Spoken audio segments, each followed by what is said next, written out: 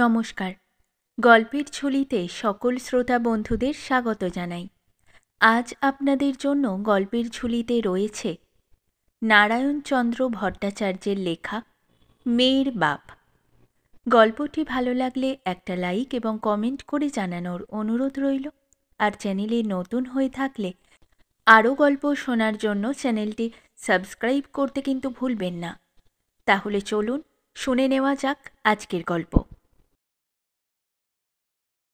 সেদিন প্রথম বসন্তের বাতাস বহিতেছিল। পথের পাশে গাছের মাথায় নূতন পাতার ভিতর বসিয়া একটা কোকিলও যে না ডাকিয়াছিল এমন নহে, কিন্তু প্রথম প্রিয়ালিঙ্গনের ন্যায় বসন্তের সেই প্রথম সুরভি শ্বাসস্পর্শেই প্রাণটা বেশি মাতিয়া উঠিয়াছিল। যে অমৃতময় স্পর্শে শুষ্ক তরু মঞ্জরিত হয়, বনের পাখির কণ্ঠে সঙ্গীতের সুধা লহরী ছুটিতে থাকে, মহেশ্বরের ন্যায় মহাযোগীরও ধ্যানভঙ্গ হয়, সে মধুর স্পর্শনে আমাদের মতো সংসার সুখরত লোকের প্রাণ যে শিহরিয়া উঠিবে, তাহাতে আর বিচিত্রতা কি? প্রাণের ভিতর এই নবীন উন্মাদনার ভাব লইয়া যখন ঘরে ঢুকিলাম, তখন সংসার সাগরের একমাত্র সুখতরণী প্রিয়তমা আমার একখানি সদ্য ধৌতবাসে বরবপু সমাবৃত করিয়া চরণে অলক্তক এবং ললাটে একটি মনমোহিনী টিপ পরিয়া যেন আমারই প্রতীক্ষায় গৃহমধ্যে দাঁড়াইয়াছিলেন এবং বোধহয় মনে মনে ডাকিতেছিলেন, এসো এসো বধূ এসো, আধো আঁচড়ে বসো। আমি একেবারে তাহার সম্মুখে উপস্থিত হইয়া বাম হস্তে তাহার দক্ষিণ অংশ এবং দক্ষিণ হস্তে চিবুকটি ধরিয়া গাহিলাম, আজিল সজনী প্রেমের তরঙ্গে। চিবুক হইতে হাতটা সরাইয়া দিয়া প্রিয়তমা সহাস্যে কহিলেন, রঙ্গ দেখে বাঁচি না, ব্যাপার কি? আমি যাত্রার সুরের অনুকরণ করিয়া বলিলাম, ওই প্রিয়তমে, ওই আমার সংসার সমুদ্রে ঝাঁপ দিবার সুবর্ণ কলস দেখিতেছ না? আজি প্রেমিকজন মনোহর সুমধুর বসন্ত সমীরণ, প্রেমিক প্রেমিকার হৃদয় সরসিতে মিলনানন্দের মধুর তরঙ্গ তুলিয়া।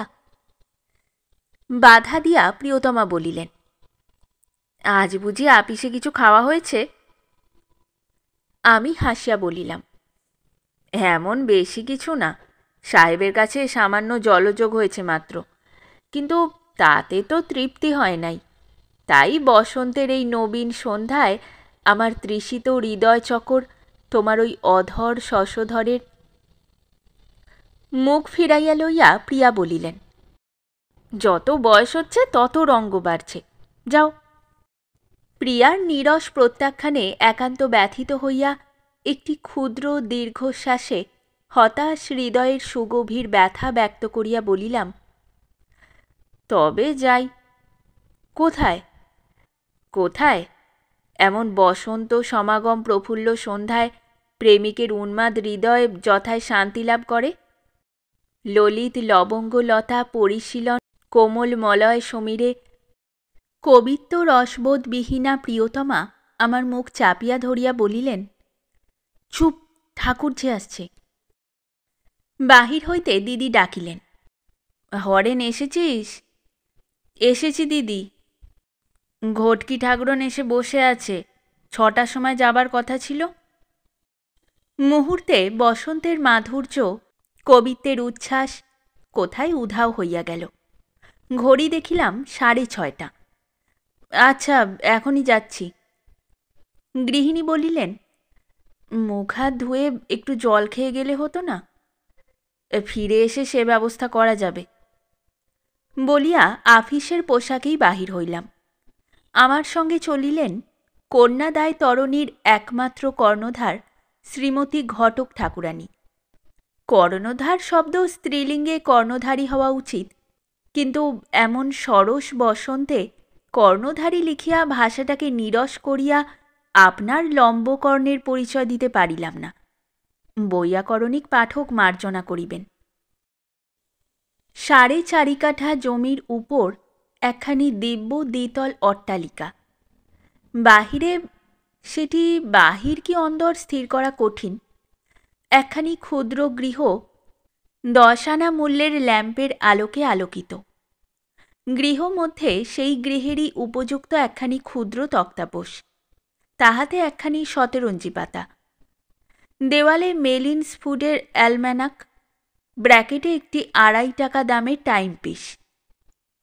তক্তাপোষের উপর বরের পিতা অথবা কন্যাদায়গ্রস্তের অদৃষ্ট বিধাতা গভর্নমেন্টের 25 টাকা পেনশনভোগী শ্রীযুক্ত রামবল্লভ মুখোপাধ্যায় মহাশয় একটি 5 শিকা মূল্যের গড়গড়ায় 10 পয়সা দামের নল লাগাইয়া 4 আনা সেরের বালাখানার তামাকের সুগন্ধি ধূম উদ্গীরণ করিয়া তাম্রকূট সেবিগণের লোভ উৎপাদন করিতেছিলেন।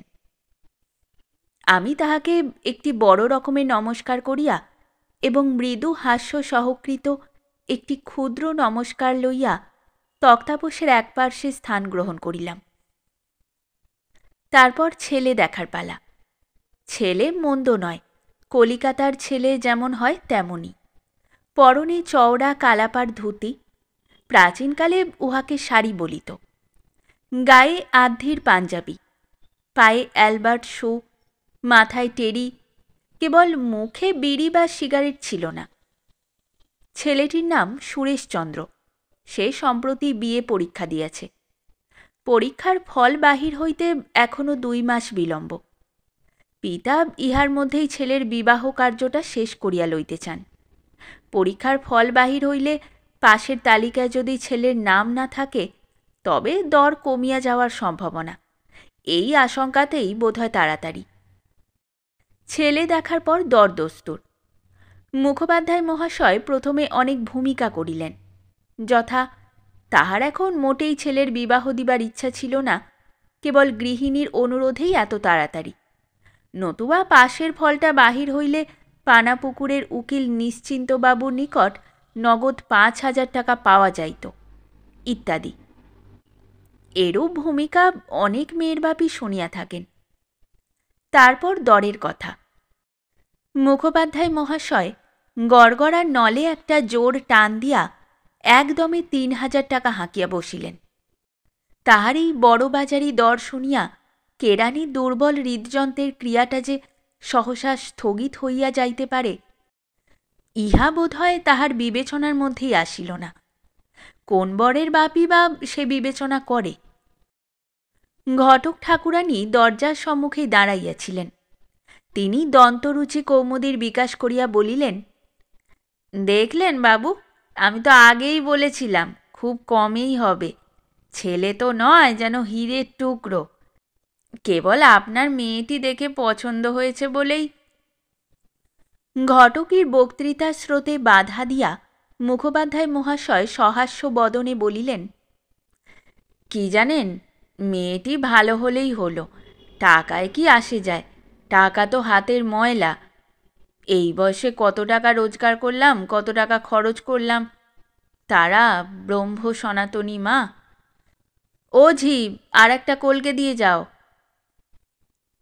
তারপর তামাকের ধোঁয়ার সঙ্গে বাজারে চালের দর, গয়লার জোলও দুধ হইতে আরম্ভ করিয়া স্বদেশী আন্দোলন, স্বায়ত্তশাসন, বঙ্গ ব্যবচ্ছেদ, পার্লামেন্টে ভারতের কথা প্রভৃতি অনেক প্রসঙ্গেরই আলোচনা হইল। রাত্রি 9টা বাজিয়া গেল। আমি ঘটকের মুখে সংবাদ দিবার আশা দিয়া আরেকটি নমস্কার করিয়া এক প্রকার নিরাশ চিত্তে বিদায় গ্রহণ করিলাম। তখন আর বসন্তের বাতাসে তেমন মিষ্টতা ছিল না। গরম বোধ হওয়ায় কামিজের বোতাম খুলিয়া দিলাম। দিদি বলিলেন, আর দেখা দেখিতে কাজ নেই, ওইখানেই ঠিক করে ফেল। আমি শিহরিয়া উঠিলাম, বলিলাম, বলো কি দিদি, 3,000 যে? 3,000 বলেছে বলেই কি তাই হবে? কত আর কমবে, 2,000-এর নিচে তো যাবে না। তার সঙ্গে ধরো আরও 500-700। তেমনি ছেলের যে 3-3টে পাস, 2খানা ভাড়াটে বাড়িও আছে। আমি হাসিয়া বলিলাম, কিন্তু আমার এই বাড়িটুকু যে যাবার জোগাড় হয়েছে। এত টিপু টিপু করলে কি মেয়ে পার হয়? পার হয় কিনা দেখব। আসছে মাসে দিন কয়েক ছুটি নিয়ে একবার পাড়াগাঁ অঞ্চলে খোঁজ করব। দিদি যেন একটু রাগতভাবে বলিলেন, যা ভালো বোঝো তাই করো, কিন্তু মনে থাকে যেন মেয়ে ৭০ মুখে ছাই দিয়ে ১২য় পা দিয়েছে। দিদি উঠিয়া গেলেন। এবার গৃহিণী আসর জমকাইবার অবসর পাইলেন। তিনি প্রথমেই পঞ্চমে সুর ধরিয়া বলিলেন, পাড়াগাঁয়ে যাবে? পাড়াগাঁয়ে মেয়ের বিয়ে কিছুতেই দেব না। আমি হাসিতে হাসিতে বলিলাম, দোষ কি, তুমি কোথা হতে এসেছ? আমি জানিতাম পাড়া গেয়ে বলিলেই গৃহিণী চটিয়া যাইতেন। তাহাকে রাগানোই এখন আমার উদ্দেশ্য। আমার সে উদ্দেশ্য সফল হইল। গৃহিণী আহতা ফণিনীর ন্যায় ফোঁস করিয়া উঠিলেন। কুঞ্চিত নাসাগ্রে নথচক্রটা সবেগে দুলিয়া উঠিল। ভাগ্যক্রমে চক্রটা বৈজ্ঞানিকের ক্রমোন্নতিবাদ নিয়মের বশীভূত না হইয়া ক্রমাবনতির পন্থানুসরণ করিয়াছে। অর্থাৎ এই সার্বজনীন উন্নতির যুগে সে আপনার বৃহত্ব ত্যাগ করিয়া বৈষ্ণবের বিনয়ের ন্যায় ক্রমে ক্ষুদ্র হইতে ক্ষুদ্রতম আকৃতি ধারণ করিতেছে। সুতরাং তাহার এই আন্দোলনে সবিশেষ ভীত না হইয়া বরং একটু মৃদু হাস্য করিলাম। গৃহিণী আরও রাগিয়া উঠিলেন, বলিলেন, আমি পাড়াগাঁ হতে এসেছি বলে কি মেয়েটাকে ম্যালেরিয়ার হাতে তুলে দিতে হবে? আমি ম্যালেরিয়ার হাতে তুলে দেব না, একটি বেশ সুপাত্র দেখে তারই হাতে তুলে দেব। পাড়াগাঁয়ে আবার সুপাত্র? আমার মেয়ের বিয়ে দিতে হবে না। আমি হাসিয়া বলিলাম, দুঃখের বিষয় প্রিয়তমে, লোকে না বুঝিয়া মেয়েটাকে আমারও বলিয়া থাকে। শ্লেষের তীব্র স্বরে জর্জরিত হইয়া গৃহিণী উঠিয়া দাঁড়াইলেন। রোষ সংক্ষুব্ধ কণ্ঠে বলিলেন, কথা শ্রী দেখো, আমার পোড়া কপাল, তাই তোমার সঙ্গে কথা কহিতে আসি। ঝড় অপেক্ষাও দ্রুত বেগে গৃহিণী আমার সান্নিধ্য ত্যাগ করিলেন। গৃহিণীর কপালটা যে পোড়া, ইহা তিনি সপ্তপদীর পর হইতেই বুঝিতে পারিয়াছেন এবং সময়ে অসময়ে আমাকেও বুঝাইয়া আসিতেছেন। সুতরাং তাহার অদ্যকার এই আক্ষেপে আমি কিছুমাত্র বিচলিত হইলাম না, বরং একটু চিন্তা করিবার অবসর পাইয়া একটা স্বস্তির নিঃশ্বাস ত্যাগ করিলাম। নিরুপমা আসিয়া পাশে বসিল এবং হাতখানি ধরিয়া তাহার ছোট ছোট আঙুল দিয়া আমার আঙুলগুলি নাড়িতে লাগিল। আমি বলিলাম, কি নীরু? নীরু বলিল, রাত হলো যে বাবা, কখন আহ্নিক করবে, কখন জল খাবে? বালিকার এই স্নেহপূর্ণ আহ্বানে আমার প্রাণটা যেন গলিয়া গেল।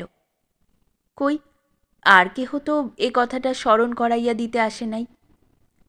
আমার চোখ দুইটা জলে ভরিয়া আসিল। বলিলাম, এই যাই মা। নীরু তাহার ভাসা ভাসা চোখ দুইটা আমার মুখের উপর রাখিয়া কোমল কণ্ঠে বলিল, কত ভাববে বাবা? কত ভাবিব, এ ভাবনার বুঝি অন্ত নাই। কিন্তু মুখে একটু হাসি দেখাইয়া বলিলাম, ভাবনা কিসের নীরু, কেবল তোকে একটু ভালো ঘরে দিবার জন্যই যা একটু ভাবনা। নীরু উঠিয়া দাঁড়াইল, আমার হাত টানিয়া বলিল, এখন উঠে এসো, সেই কখন ৯টার সময় খেয়ে গেছ। গৃহিণীর সহিত বিবাদ বাঁধিলেও শেষে তাহারই জয় হইল।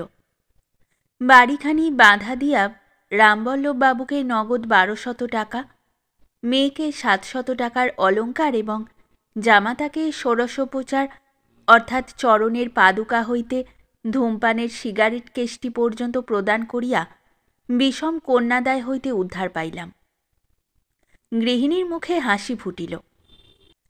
গৃহিণীর এই জয়লাভটা কুরুক্ষেত্র যুদ্ধে শিখণ্ডীর পশ্চাতে থাকিয়া অর্জুনের জয়লাভের মতো। আসল কথা, সংসারে যদি কিছু আমার ভালোবাসার জিনিস থাকে তবে সে নীরু। সেই ক্ষুদ্র বালিকা কিরূপে যে স্নেহের সুকোমল আকর্ষণে আমাকে বাঁধিয়া ফেলিয়াছিল তাহা আমি ভালো করিয়া বুঝিতে পারি নাই। নীরুকে সুখী করিবার জন্য আমি সর্বশান্ত হইবার সংকল্প করিয়াছিলাম, বাড়ি বাঁধা কোন ছাড়। অনুসন্ধানে জানিয়াছিলাম সুরেশের স্বভাব চরিত্র খুব ভালো, তাহার উপর বিএ পাস, উচ্চশিক্ষাপ্রাপ্ত। ভাড়াটে বাড়ি লইয়া কলিকাতায় 3খানা বাড়ি। এমন ঘরে মেয়ে যদি সুখী না হয় তবে আর কোথায় হইবে। তাই গৃহিণীর নিকট পরাজয় স্বীকার করিলাম। হাসিতে হাসিতে বাড়ি বাঁধা দিলাম। ভাবিলাম আমার যাহা হয় হোক, মেয়ের বিষয় তো নিশ্চিন্ত হইলাম। বিবাহের 8 দিন পরে মেয়ে আনিতে গেলাম, কিন্তু মেয়ে পাঠাইল না। কারণ জিজ্ঞাসায় বৈবাহিকা মহোদয়া বহু তর্জন গর্জন ও অনুশোচনা সহকারে যে উত্তর করিলেন, তাহার সংক্ষিপ্ত মর্ম এই: জামাতাকে 7.5 ভরি সোনার চেন দেবার কথা ছিল, কিন্তু 2.5 ভরির মাত্র চেন দেওয়া হইয়াছে, তাহাও 18 টাকা দরের মরা সোনা। সুতরাং আমি যে দিনে ডাকাতি করিতে পারি এ বিষয়ে তাহাদের কিছুমাত্র সন্দেহ নাই। ডাকাতি করি আর নাই করি, কখন যে 7.5 ভরি চেন দিতে প্রতিশ্রুত হইয়াছিলাম তাহা কিছুতেই স্মৃতিপথে আনিতে পারিলাম না। বাল্যকাল হইতেই স্মৃতিশক্তিশালী বলিয়া যে আমার খ্যাতি ছিল, বুঝিলাম বিষম কন্যাদায়ের চাপে সে শক্তিটা সম্পূর্ণ বিলুপ্ত হইয়াছে। আমার মনে থাক বা না থাক, যখন বৈবাহিক বা বৈবাহিকার মনে আছে তখন কথাটা মিথ্যা হইতে পারে না, এবং সেজন্য আমি সম্পূর্ণ দায়বদ্ধ। এদিকে এখন আমাকে বিক্রয় করিলেও 7 ভরি সোনার দাম পাওয়া যায় কিনা সন্দেহ, কিন্তু গাত্রে কোনো অস্পৃশ্য বস্তু লেপন করিলেও জম ছাড়িবার পাত্র নহে। মেয়ে পাঠাইবে না শুনিয়া গৃহিণী কাঁদিতে কাঁদিতে বলিলেন, যদি মেয়ে না পাঠায় আমি বিষ খাব। আমি মনে মনে বলিলাম, ও জিনিসটা খাওয়া এখন আমারই অবশ্য কর্তব্য হইয়া পড়িয়াছে। কিন্তু আমি বিষ খাইলে তো বরের মাতা পিতার ঋণ শোধ হইবে না। অগত্যা এ সংকল্পটাকে আপাতত মনোমধ্যেই রাখিয়া দিলাম। বন্ধু বিনোদকে হ্যান্ড নোট লিখিয়া দিয়া 100 টাকা লইলাম, এবং সেই টাকা বৈবাহিকার চরণোপান্তে উপহার প্রদান করিয়া অনেক সাধ্য সাধনার পর মেয়েকে লইয়া আসিলাম। 1 মাস পরে বিয়ে পরীক্ষার ফল বাহির হইল।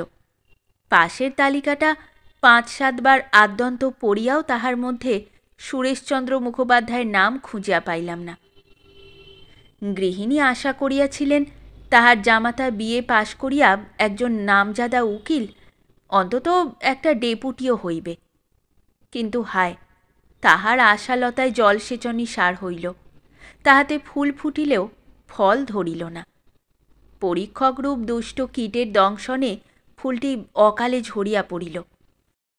পরিশেষে জামাতা বাবাজি যখন আমাদেরই 5 জনের মতো কেরানিগিরির উমেদার হইলেন এবং 9টার মধ্যে ভাতে ভাত করিয়া দিবার জন্য মেয়ের উপর তাড়া পড়িবার সম্ভাবনা হইল, তখন গৃহিণীর আক্ষেপের সীমা রহিল না।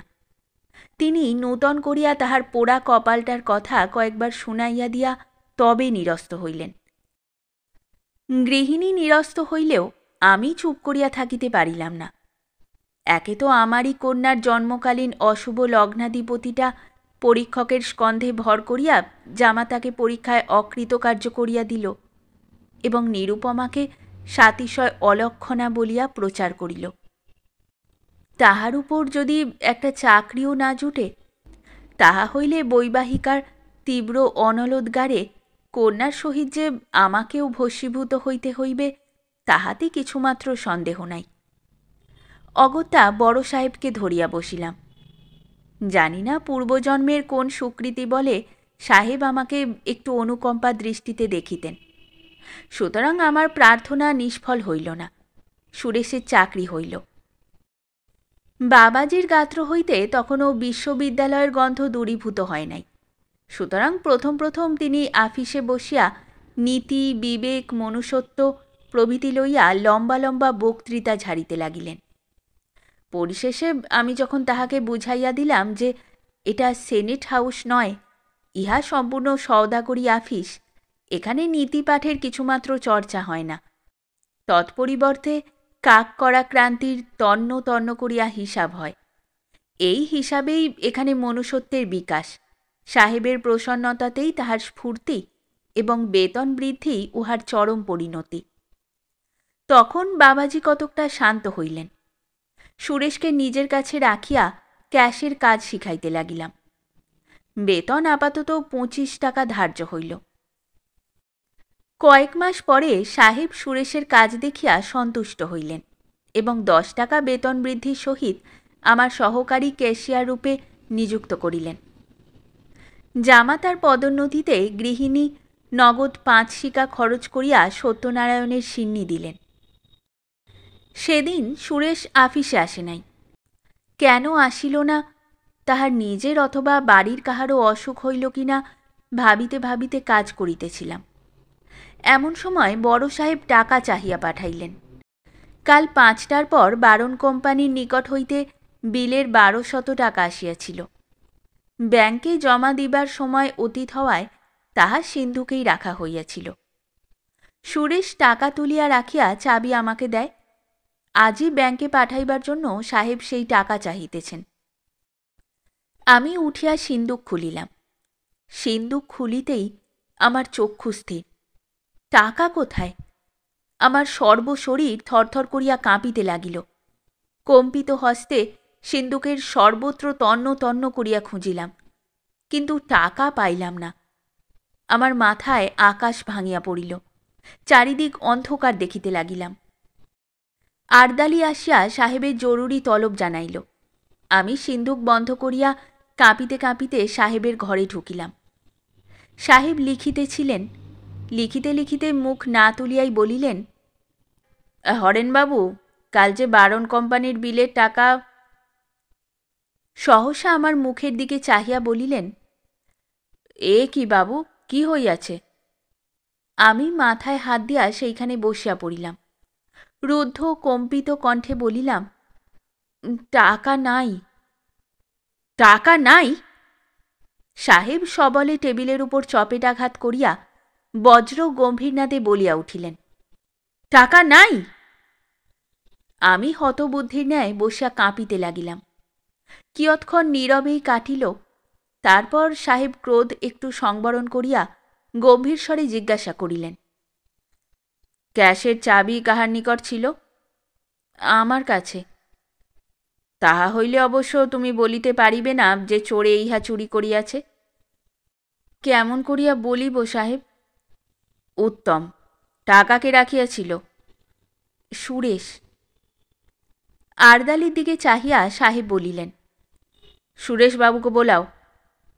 আমি বলিলাম, সুরেশ আজ আসে নাই। আসে নাই? ও গড, আর বোধহয় আসিবেও না। তুমি জলদি যাও, সুরেশের সন্ধান করো। তুমি ফিরিলে পুলিশে সংবাদ দিব। আমি ঊর্ধ্বশ্বাসে সুরেশের বাটির দিকে ছুটিলাম। নিরুপমা রন্ধনশালায় ছিল। আমাকে দেখিয়া ছুটিয়া আসিল এবং আশ্চর্য হইয়া আমার মুখের দিকে চাহিয়া বলিয়া উঠিল, এ কি বাবা যে? আমি হাঁপাইতে হাঁপাইতে বলিলাম, সুরেশ, সুরেশ কোথায়? নিরুপমা শিহরিয়া উঠিল। ব্যগ্র দৃষ্টিতে আমার মুখের দিকে চাহিয়া বলিল, কি হয়েছে বাবা? তাহার স্বর উৎকণ্ঠাপূর্ণ। আমি বলিলাম, সর্বনাশ হয়েছে, আপিসে টাকা ভেঙেছে। নীরু কাঁপিতে কাঁপিতে সেইখানে বসিয়া পড়িল। আমি জিজ্ঞাসা করিলাম, সে কোথায়?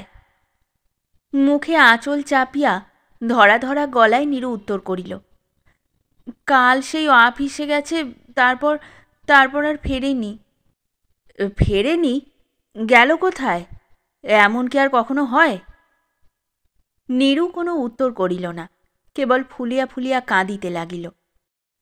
আমার আর বুঝিতে বাকি রহিল না যে হতভাগ্য যুবক অধঃপতনের চরম সীমায় উপনীত হইয়াছে। হায় উচ্চশিক্ষা! এখন আমার অনেক কথাই মনে পড়িতে লাগিল। একদিন একটা জঘন্য বাড়ির বারান্দায় কয়েকজন যুবকের সহিত যেন সুরেশকে দেখিয়াছিলাম।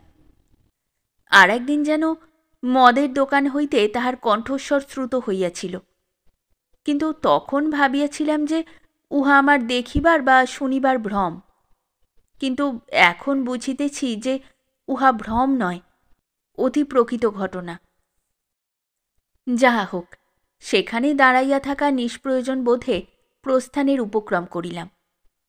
সহসা নীরু 2 হাত আমার পায়ের উপর রাখিয়া আকুল কণ্ঠে বলিল, কি হবে বাবা? তাহার সেই আকুল দৃষ্টিতে যেন কত নীরব প্রার্থনা, কাতর দৃষ্টিতে যেন কত অনুরোধ। আমি আর আপনাকে স্থির রাখিতে পারিলাম না। বলিলাম, ভয় নাই নীরু, যেমন করে হোক সুরেশকে বাঁচাবো। নিরুপমা আমার পা ছাড়িয়া দিল। এমন সময়ে গৃহিণী নীরুর শাশুড়ি ঠাকুরানী উপরের বারান্দা হইতে আধো তর্জন আধো ক্রন্দনে সুরে বলিয়া উঠিলেন, ওরে বাবা রে, কি জোচ্ছ রে রাফিস রে, আমার দুধের বাচ্চা যে কিছুই জানে না রে। ইচ্ছা হইল এই নির্লজ্জাকে বেশ 2-4 কথা শুনাইয়া দিই, কিন্তু আর একবার মেয়ের মুখের দিকে চাহিতেই আমাকে সেই ইচ্ছা দমন করিতে হইল। আমি বাটি হইতে ছুটিয়া বাহির হইলাম। সাহেব জিজ্ঞাসা করিলেন, কি হইল বাবু? আমি বলিলাম, সাহেব, সুরেশের কোনো অপরাধ নাই, আমি ক্যাশ ভেঙেছি, আমায় পুলিশে দিন। সাহেব একটু হাসিলেন, বলিলেন, হরেনবাবু, তুমি আমাকে এতই নির্বোধ মনে করো? আমি চুপ করিয়া রহিলাম। সাহেব বলিলেন, আমরা কিন্তু বাবু এমন অবস্থায় জামাইকেও ক্ষমা করতে পারি না। আমি বলিলাম, আমিও জামাইকে ক্ষমা করি নাই সাহেব, ক্ষমা করেছি মেয়েকে।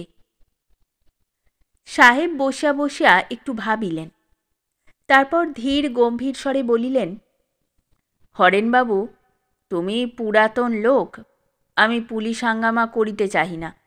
7 দিনের সময় দিলাম, ইহার মধ্যে টাকাটা আপিসে জমা দেবে। আমাকে বিশ্বাস করে ছেড়ে দেবেন? সেই বিশ্বাস না থাকিলে জামিন না লইয়া তোমার হাতে ক্যাশ দিতাম না বাবু।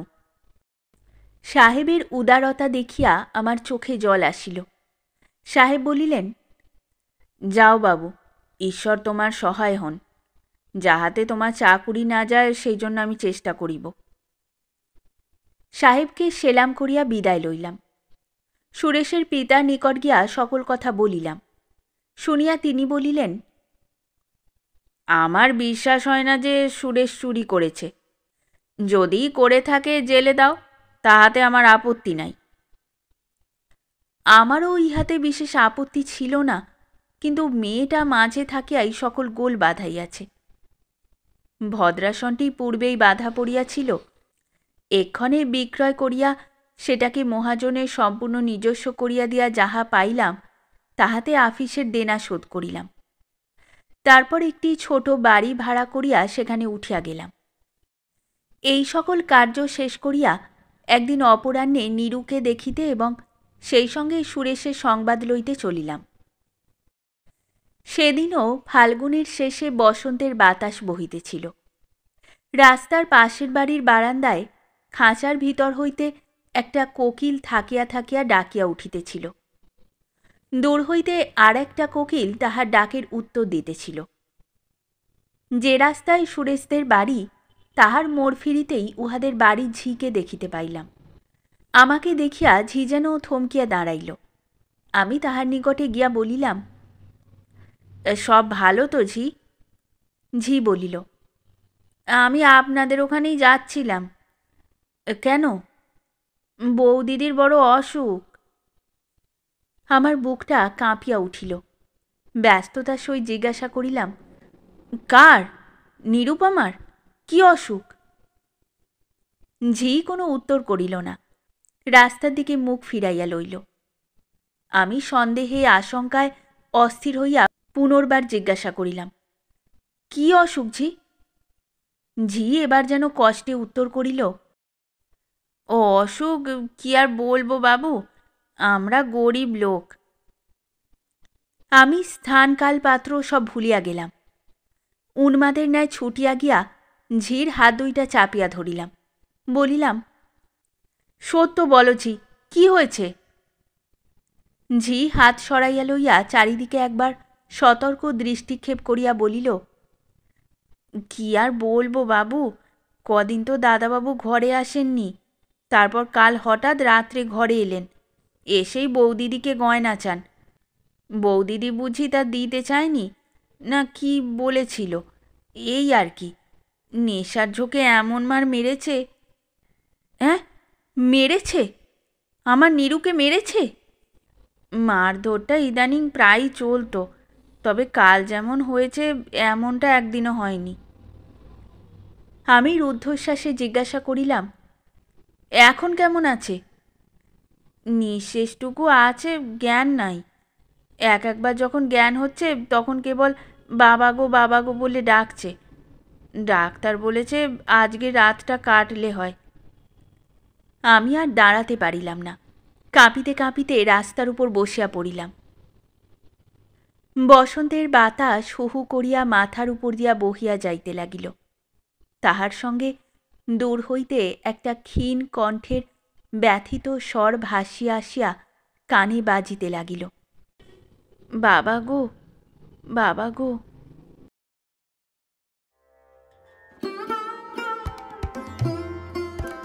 শেষ হলো আমাদের আজকের গল্প।